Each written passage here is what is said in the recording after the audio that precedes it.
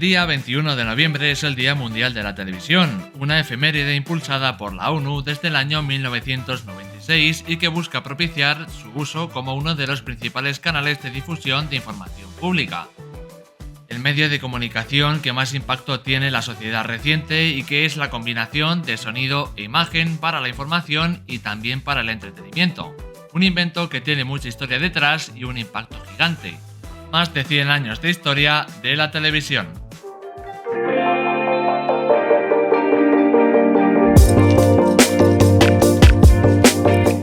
La historia de la televisión va más allá de ver una caja cuadrada a mitad del siglo XX, sino que hay que remontarse hasta el siglo XIX para empezar con los primeros hitos que han llevado a este instrumento convertirse en lo que es hoy. Los primeros intentos de transmitir imágenes a distancia se realizaron mediante la electricidad y sistemas mecánicos. Esta electricidad ejercía como medio de unión entre dos puntos y servía para realizar la captación y recepción de la imagen. Sobre el 1884, el ingeniero alemán Paul Nipkow creó el disco mecánico con la idea de mostrar imágenes en movimiento. Fue un invento pionero al que se acercaba la idea de lo que vemos hoy, pero no tal y como lo conocemos. Fue solo unos años después, en 1900, cuando se popularizó la palabra televisión. Fue por parte del ruso Konstantin Persky, un científico que utilizó la palabra en el primer Congreso Internacional de Electricidad, aunque aún quedaba mucho hasta conocer la caja como la conocemos a través de imágenes. Los primeros desarrollos de la imagen de la televisión los realizaron los científicos franceses Rioneau y Fournier en 1906, que desarrollaron un sistema primigenio donde conectaban una matriz de células fotosensibles a otra matriz de lamparillas. No fue demasiado útil, lo único que habría que destacar es que habría menos cables de por medio. Se desarrollaron sistemas mecánicos y eléctricos con el paso del tiempo que permitieron mejorar este invento, el invento de la transmisión de imágenes en tiempo real.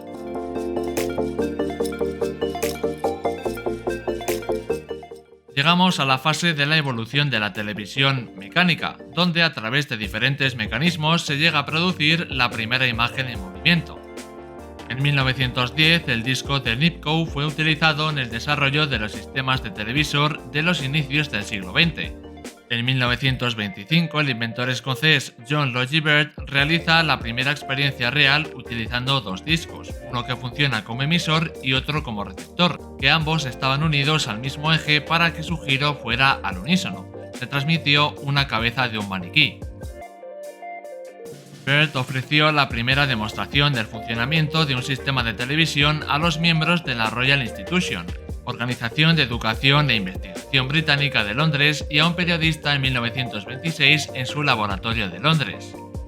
Un año después, en 1927, el escocés Baird transmitió una señal a 704 kilómetros de distancia a través de una línea de teléfono entre Londres y Glasgow. Poco después, sobre el 1928, Baird funda la compañía Baird TV Development para explotar comercialmente la televisión.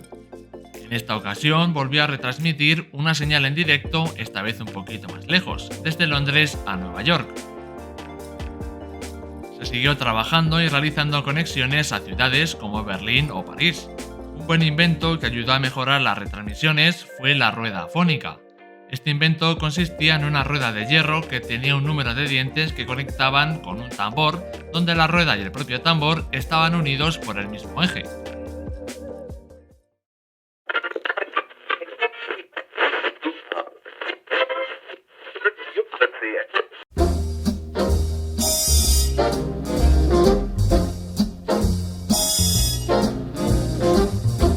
Llegamos ahora a la fase de la televisión electrónica, que fue la que más impacto tuvo y la que favoreció la llegada de la señal a muchas más zonas de las que se había realizado hasta el momento. La televisión electrónica se demostró con éxito por primera vez en San Francisco en 1927. El sistema fue diseñado por Philo Taylor Farnsworth, que llevaba trabajando en él desde el 1920. Este tipo de receptor utilizaba señales electrónicas para producir imágenes en una pantalla de vídeo. Se trataba entonces de un medio visual que transmitía imágenes y sonidos mediante ondas de radio o rayos infrarrojos. En los años 30 la televisión se fue consolidando y grandes corporaciones que conocemos hoy iniciaron sus emisiones, como por ejemplo la BBC. Todos estos hechos marcaron el origen de la televisión, aunque fuese en blanco y negro y todavía no estuviese tan extendido su uso. Siguiendo con la línea cronológica, en 1931 Vladimir Zworykin inventó el iconoscopio en laboratorios. El iconoscopio era un tubo electrónico que permitió reemplazar a todos los demás sistemas anteriores. Este adelanto revolucionó la industria y permitió la aparición de la televisión eléctrica. La llegada del gran cambio tecnológico fue en 1934 cuando la empresa Telefunken fabricó el Telefunken FE3, el primer televisor totalmente electrónico basado en la tecnología de tubo de rayos catódicos, que son tubos de cristal con electrodos positivos y negativos y que controlaba la potencia que llegaba al instrumento. Con esto se permitía que se viesen imágenes a través de una pantalla que se iluminaba. Esta tecnología permitió alcanzar mejores resoluciones y al no tener elementos mecánicos era mucho más duraderos. Distintas versiones de este Telefunken FE3 aparecieron en las principales potencias del mundo, y sobre todo antes de la Segunda Guerra Mundial ya se habían vendido más o menos 19.000 aparatos en el Reino Unido. Sobre el 1937 comenzaron las transmisiones regulares en Francia y también en el Reino Unido. Esto llevó a un rápido desarrollo de la industria televisiva y a un rápido aumento de telespectadores, aunque en aquella época los televisores eran de pantalla muy pequeña y bastante caros.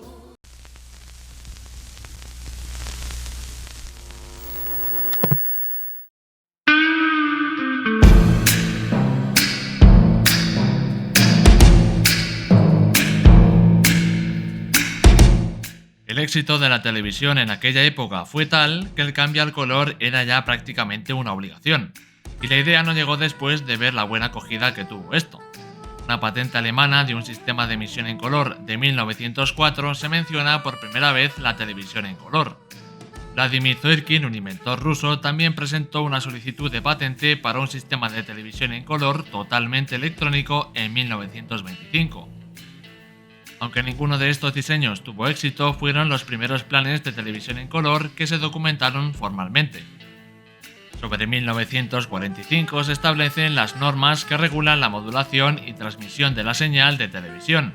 La línea de transmisión que se usaba era un sistema utilizado para que las ondas de radio y microondas viajasen eficientemente de un punto emisor a un punto receptor. Algo muy reseñable de estos años fue la aparición de una serie de estaciones de emisión en cada uno de los países del mundo. La televisión empezaba a impulsarse por aquel entonces por todos los rincones y de hecho en 1953 se creó Eurovisión, una red para conectar estas antenas vía microondas. Años más tarde, sobre el 1960, se intentó hacer lo mismo pero a nivel mundial, con el nombre de Mundovisión. Este tipo de emisiones eran siempre en blanco y negro. En España empezaron las emisiones oficiales en los años 50. En concreto, Televisión Española inició la programación en unos 600 televisores de Madrid el día 28 de octubre de 1956 a media tarde.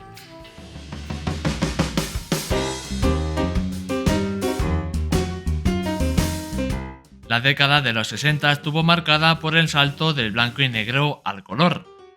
Fue un cambio espectacular que se recibió en todo el mundo con mucha ilusión. En los años 50 ya se habían visto emisiones a color, pero todavía no era algo que estuviese normalizado. El primer sistema eléctrico de televisión en color fue creado por el equipo de investigación de los laboratorios RCA, Radio Corporación Americana, entre 1946 y 1950. En diciembre de 1953, un exitoso sistema de televisión en color basado en un método creado por la Radio Corporación Americana comenzó a emitirse en anuncios publicitarios.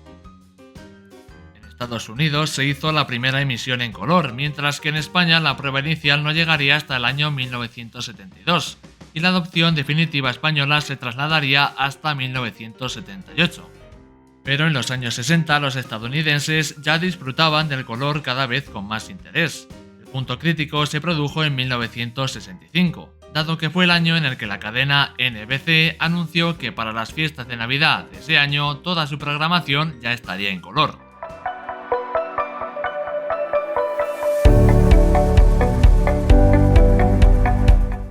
A partir de la década de 1980, la televisión empieza a dar sus primeros pasos hacia la digitalización, motivado principalmente por la aparición de los ordenadores. Esta tecnología permitía que hubiese una mayor capacidad de transmisión de datos, una mejor resolución y el aprovechamiento de toda la potencia de procesamiento gracias a los avances de la tecnología de la época, dando paso a que las marcas japonesas empezasen a hacer hueco en un mercado dominado por las marcas americanas y europeas. En la década de 1990 se empezaron a desarrollar los sistemas de televisión de alta definición. Todos estos sistemas aumentaban el número de líneas de la imagen y cambiaban la relación de aspecto pasando del formato utilizado hasta entonces. La relación que había de aspecto 4/3 se pasó a un formato más apaisado de 16/9. En los años 2000 se desarrolla la televisión digital terrestre, con todo lo que ello implicaba. Todas las antenas tuvieron que ser adaptadas para poder recibir la nueva señal digital de televisión. Esto supuso que había que adaptar todos los televisores para que se pudieran reproducir el contenido. Muchos optaron por conectar un receptor TDT a la toma externa de la televisión. Además aparecieron los televisores con pantalla plana, dando el relevo a los televisores de tubo. A esto se le suman las primeras emisiones en alta definición.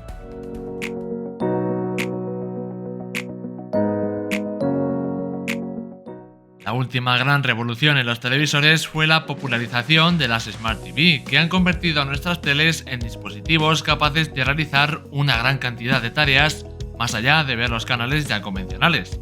Estos dispositivos se usan para prácticamente todo: escuchar música, ver series, películas o incluso deportes.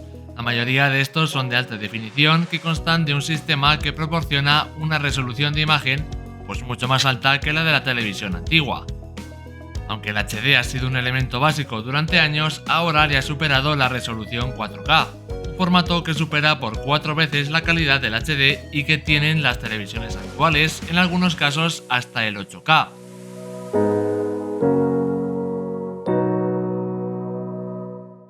El televisor ha sido un invento que ha tenido un impacto gigante en todo el mundo y las Naciones Unidas quisieron proclamarle un día concreto. El Día Mundial de la Televisión nació con la idea de promover el intercambio mundial de programas a nivel mundial centrados sobre todo en cuestiones como el desarrollo económico, social, la paz y la seguridad, siendo este medio de comunicación algo clave en la promoción del intercambio cultural. Este día fue proclamado por la Asamblea General de las Naciones Unidas el 17 de diciembre de 1996.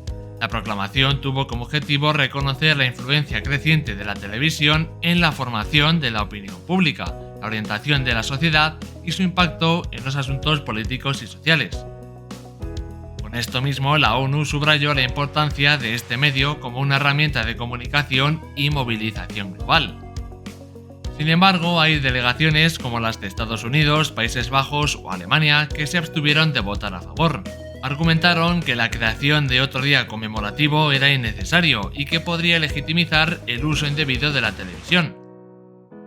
También se mostraron incómodos sobre la posible interferencia gubernamental en la libertad de prensa, señalando que la televisión no era accesible para la mayoría de la población mundial, lo que podría convertirse en una celebración solamente para la clase alta. Sin embargo, estas palabras no cambiaron la opinión de la Organización de Naciones Unidas y el Día de la Televisión se celebra anualmente el 21 de noviembre desde 1997.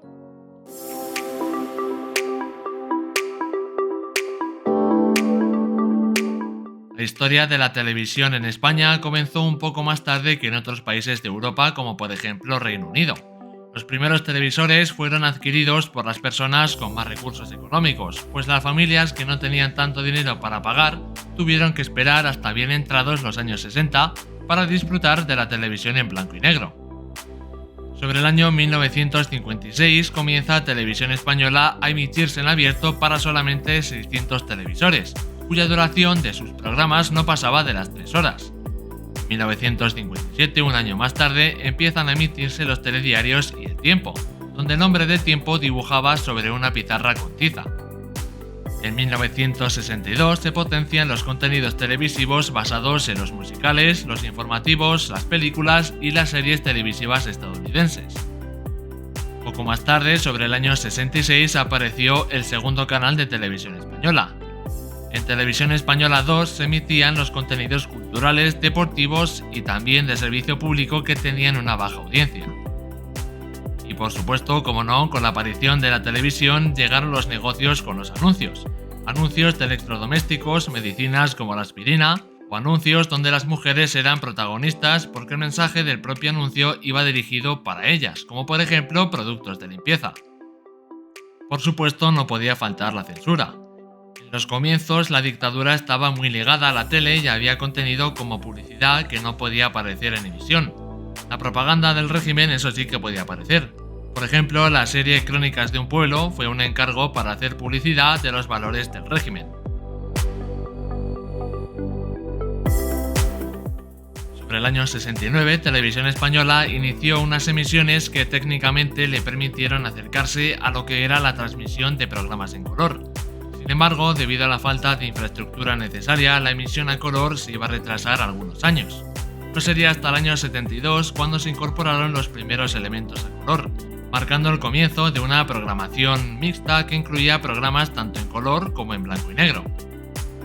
El 5 de enero de 1984 llega la ley de los terceros canales, y por tanto nacen las cadenas autonómicas y la FORTA, la Federación de Televisiones Autonómicas. Televisiones Autonómicas y FORTA se unieron y comenzaron a llegar a algunos canales como EITV del País Vasco, TV3 de Cataluña, Canal Sur de Andalucía o Telemadrid, y poco a poco fueron creándose el resto de canales autonómicos. El inicio de la década de los 90 vino a coincidir con el nacimiento de la televisión privada en el país, y por tanto el inicio de emisiones de Antena 3, Telecinco y Canal Plus. Suponía la ruptura del monopolio que tenía Televisión Española en el modelo televisivo nacional.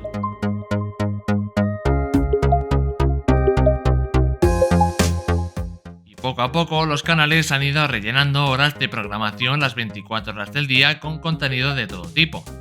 En la actualidad, las fusiones de los canales para asegurarse su supervivencia han creado oligopolios donde pocos nombres se reparten todos los canales de televisión, destacando principalmente Radio Televisión Española, A3 Media y Mediaset. Este dominio de poquitas empresas se traduce en un dominio de la información y de su comunicación a la audiencia masiva que también puede suponer un peligro, ya que manejar la información a su antojo deriva en la manipulación de la que mucha gente se queja actualmente. En primera instancia se queja por lo politizado que está todo el contenido, donde las noticias se dicen casi de forma coaccionada y muchas veces apocalíptica, como si nos fuésemos a morir mañana, cuando en realidad la situación tampoco es tan dramática. El espectador se queja de que en las mesas redondas y debates se genera un espacio en el que el que pegue más voces es el que lleva la razón, donde la censura, cuando una persona se sale del guión y critica gestiones políticas, se aplica con dureza. Y por supuesto, la gente se queja del contenido banal que impera en casi todos los canales con el cotilleo, la prensa rosa y el sensacionalismo de por medio. La televisión desde sus inicios ha sido siempre un medio de comunicación manipulado, con intereses políticos y por supuesto económicos detrás, eso no es ninguna novedad. Pasa lo mismo con los periódicos y las radios. Sinceramente, es una pena, porque la tele es el medio más potente para informar, donde se combina la información de la voz con las imágenes, dando más veracidad a cualquier tema que se trate. Aún así, lo cierto es que en el momento en el que entraron las televisiones a nuestras casas, se han convertido en algo imprescindible. Es el medio por el que mucha gente está al día de la actualidad de todos los temas, el medio más demandado por su variedad de contenido, y para muchas personas que están solas, es la única vía que tienen para estar en compañía, aunque sea a distancia. Por esto y por muchas más cosas, la televisión es el elemento comunicador más poderoso que hay.